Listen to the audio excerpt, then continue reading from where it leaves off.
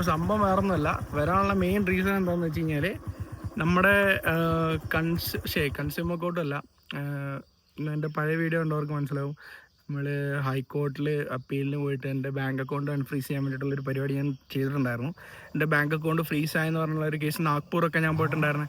So അതിൻ്റെ വിധിയൊക്കെ already വന്നിട്ടുണ്ടായിരുന്നു, പോസിറ്റീവായിട്ടായിരുന്നു വിധി വന്നിട്ടുണ്ടായിരുന്നത്. പിന്നെ ഇപ്പോഴത്തെ കേസ് എന്ന് വെച്ച് കഴിഞ്ഞാൽ ബാങ്ക് ഇന്നലെയാണ് എൻ്റെ അക്കൗണ്ട് അൺഫ്രീസ് ആക്കിയത്. സോ കംപ്ലീറ്റ് ഫണ്ടും എനിക്ക് അക്സസബിൾ ആണിപ്പോൾ. സോ ഞാൻ എന്താ വീഡിയോ ചെയ്യാനുള്ള കാരണം എന്ന് വെച്ച് കഴിഞ്ഞാൽ, നിങ്ങൾക്ക് എന്തെങ്കിലും ഒരു ഇഷ്യൂ അങ്ങനത്തെ ഇങ്ങനെ വന്നിട്ടുണ്ടെങ്കിൽ അപ്രോച്ച് ചെയ്യുക. ഓക്കെ, ഫൈനലൈസ് ആവുന്നത് വരെ ഫൈറ്റ് ചെയ്യുക. അതിനൊരു എൻഡ് കാണുക ഫസ്റ്റ്. ഓക്കെ, സോ വെറുതെ വിടരുത് ഒന്നും. തോറ്റോട്ടെ കുഴപ്പമില്ല, പക്ഷേ ഫൈറ്റ് ചെയ്യുക.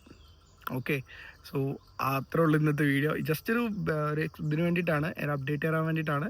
അൺഫ്രീസ് ആയിട്ടുണ്ട്, കംപ്ലീറ്റ് ഫണ്ടും ഇപ്പോൾ എനിക്ക് അക്സസിബിൾ ആണ്. ഞാൻ വേറൊരു കാര്യം എടുത്തു പറയാം. പോപ്പുലർ ആയിട്ടുള്ള കുറച്ച് അഡ്വക്കേറ്റ്മാരുണ്ട്, അവരൊന്നും പോയി കാണാൻ നിൽക്കരുത്.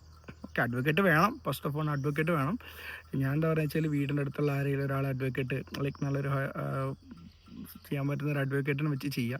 കാരണം നമ്മൾ വലിയ പോപ്പുലർ ആയിട്ടുള്ള അഡ്വക്കേറ്റ്സിന് എടുത്ത് കഴിഞ്ഞാൽ അവരുടെ ഭയങ്കര അധികം ഫീസാണ്. ഞാൻ കൊടുത്ത അറൗണ്ട് 15,000 രൂപയാണ് കൊടുത്തത്. അപ്പോൾ ഈ 15,000 റുപ്പീസ് നിങ്ങൾക്ക് എല്ലാവർക്കും അറിയാവുന്നൊരു അഡ്വക്കേറ്റാണ്. ഓൺലൈനിൽ ഭയങ്കര തരംഗമായിട്ടുള്ളൊരു അഡ്വക്കേറ്റിനെയാണ് ഞാൻ എടുത്തത്. പക്ഷേ പുള്ളീനെ വിളിച്ച് കഴിഞ്ഞാൽ അഡ്രസ്സില്ല, ഫോണ് വിളിച്ചെടുക്കില്ല, ഒരു അഡ്രസ്സും ഇല്ല.